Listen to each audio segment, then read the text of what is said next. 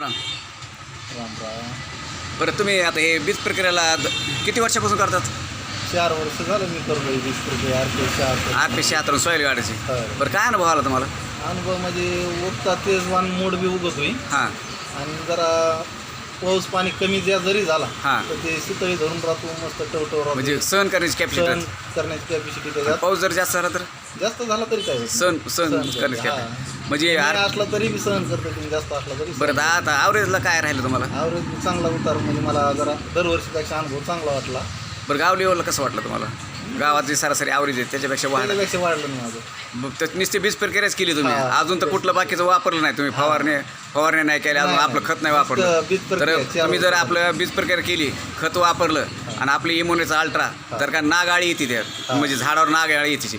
नाग आळीला नंबर 1चं औषध आहे आपल्याला. आणि लहानपणीच झाडाचं जोम जर तुम्ही चांगलं व्यवस्थित ठेवलं तर रगील झाड होतं, रगील.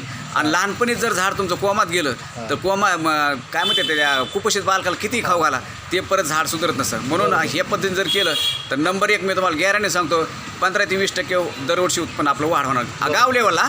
गाव लेवलला मग आता बाकीचं तुमच्या रानाची पोत, तुमचं अजून सगळ्या गोष्टी असतात त्यात. पण एवढी गॅरंटी मी सांगतो, कारण माझ्याकडे आज मी 7 वर्ष झालं ह्याच्यात काम करतोय, जबरदस्त रिझल्ट घेतलेत.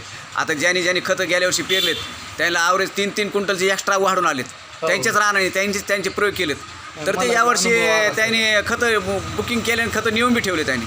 अजून तुम्ही खताचा अनुभव नाही तर तुम्ही 1 एकरला करून बघाल. जसं बीज प्रक्रिया केली तसं मग आता बीज प्रक्रिया शेतकऱ्यांनी करायला पाहिजे की नाही? करायला पाहिजे ना, चांगलं आहे. चांगलं आहे ना? बीज प्रक्रिया ही जरी नसली करणं होत कुणाच्यानी, हां. पण कोणती तरी करायला पाहिजे. ही केली तर अतिच उत्तम. ही म्हणजे पूर्ण ऑर्गॅनिक आहे आपलं, पूर्ण. तर चांगलंच. आणि सॉईल गार्ड काय करतंय, जे जमिनीतले बुरशी असतात घातक त्यासाठी कंट्रोल करते. आणि जन्मातच बाळाला खायला ह्याचे सगळे घटक आहेत RPS मध्ये, म्हणजे अशा पद्धतीने काम करते. अनुभव आला म्हणूनच तर हे आज आलेत 4 वर्षापासून बीज प्रक्रिया करतात. तर आता ते खत बी वापरू म्हणले, पण अशा पद्धतीने ह्यांनी अनुभव घेतला आहे आणि जबरदस्त रिझल्ट.